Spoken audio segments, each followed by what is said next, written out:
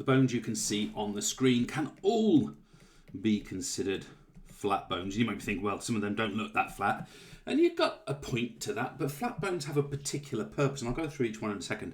But flat bones, they are really important for protection. I'm going to give you specific examples of that in a moment. Obviously, you can relate that back to your functions of the skeleton as a whole. But the other thing is flat bones do contribute to blood cell production. Now, we're going to look at blood cells in other tutorials, potentially. And it's worth just having awareness that flat bones, whilst their primary role is to protect soft tissues, protect organs that could have the potential for damage. The other thing is that they contribute, along with long bones, I'm going to come to them in a second, to blood cell production. So what are these flat bones? Well, let's start at the top. Here we are. We have got a cranium. And our cranium, if I was to put this into sort of an example, our cranium is excellent at protecting the soft tissue of the brain, for example, when an equestrian rider falls from a horse in a cross-country riding event or something like that. That is our cranium. You might notice actually that our cranium is made up of numerous plates. They're called sutures and they're a type of fixture. I won't get into that here, but it's worth just being aware of that. Next, I want to go all the way over to here. This one that I've always found that my students sort of for some reason forget or misspell is called the scapula. In fact, we've got two of them, obviously. The scapula is the shoulder blade, and it is a protective flat bone. It's very much, you can sort of relate it in evolutionary terms to kind of our wing bone, I suppose, if you like. But that's our sort of our scapula. And notice that our scapula, it joins or articulates with the humerus at the shoulder. So it's quite useful to remember the scapula and the humerus, the upper arm bone, come together to form the shoulder. Now, we've also got these bones here, this one. These fellas, if I draw out to here, these are the clavicles. Okay, the clavicles. Another word for the clavicles are the collarbone, and of course they're quite important for protecting the upper part of our chest. They do some protection work around the neck as well. Also, we don't really study it in this course, but the clavicle also forms what's called a gliding joint with the shoulder. I won't get into that here, but it actually is the case. So it's just worth being aware of that for background info. Now let's take things a bit further. I have got many ribs over here. That colour's not going to go onto the white, so that's not going to work. So here we have these rib bones. The ribs, of course, they're really important for surrounding and protecting the thorax, the chest cavity, the lungs, for example. And moreover, folks, we have down here our pelvis. Now, it's worth saying our pelvis is actually made up of multiple bones. We'll just look at some of them here, but they involve things like the pubis, the ischium. I won't get into it now. But notice how I've pictured this. This pelvis is clearly protecting these reproductive organs from within that cavity, and they're nice and flat for that protective purpose we described. So there's some of our flat bones for you to be considering. Now, once we get into our long bones, we've got a lot more of these. You might think, crikey, James, a lot to get through here. Don't worry, these are quite simple ones to go through. But long bones are, in my opinion, the best. I mean, bones are bones, right? But I love a long bone. Their functions are the following.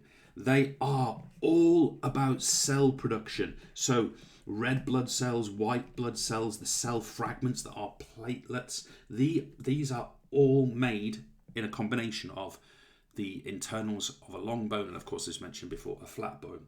Furthermore, these bones here are all about leverage. Now, we are potentially going to study levers as a completely separate tutorial, but long bones in combination with muscle tissue form levers. Therefore, long bones are absolutely critical for movement. And moreover, it's not just that, they're really specifically designed for muscle attachment. So long bones, they are designed, they've got little notches and features which allow muscles to attach onto them. So let's go through a couple of examples. Right at the top of the arm here, I mentioned it earlier, articulating with the scapula to form the shoulder, we have the humerus. The humerus is the upper arm bone, for want of a better term.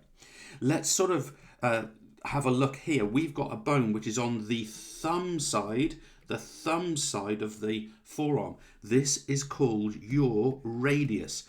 You've got two bones of your forearm. The one on the thumb side is your radius. The one on the other side, the pinky side, is your ulna. Let me write it down here, ulna. It's your ulna. You'll see it's on the pinky side down here. It's on the pinky side. These are long bones of the forearm. Now, getting into the hands a little bit, over here, we have this first one here. These are called your meta, which really means above. These are your metacarpals. Okay, your metacarpals, these ones here. These are your metacarpals. And what are they above these long bones? They are above these phalanges. Now, an individual phalanx is multiple phalanges, but notice that I've got one phalanx here, I've got another one here, and I've got another one here. Those bones are multiple in the fingers, and when we get down to the feet in a second, you're going to see the same thing, funnily enough. But phalanges are those end bones. They are, even though they're very little and dinky, they are still considered long bones. Why? Because their purpose is movement, leverage, and muscle attachment. Now, going into the lower body, what do we have here? We have a bone that lots of people are aware of. That's an M in there, believe it or not. I'm going to write that again. This is, I think I've done it again. This is your femur. The femur is the longest bone of the body. It's the bone of the upper leg. Notice that it joins at both the hip and at the knee to form both joints.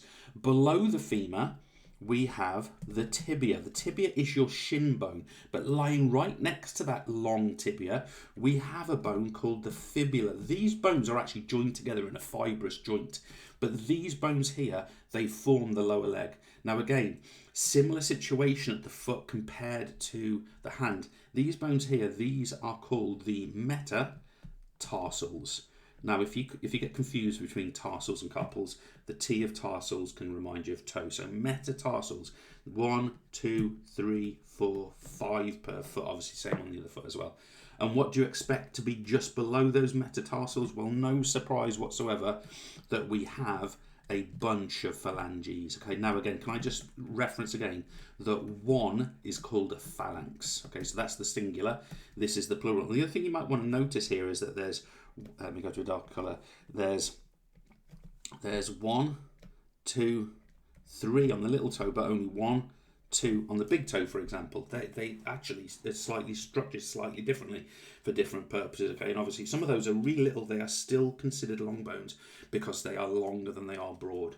Now that brings me on to our last group of bones, and you'd be delighted to know there's only a couple of examples we're going to look at. There are some others in the body, but we're going to have a look at short bones. Now you might be thinking, well, phalanx earlier looked a bit short. Well, no, these short bones, they're effectively wider than they are long. That's what we call them. That's why we call them short bones. Okay, and you'll notice that it's this bunch here.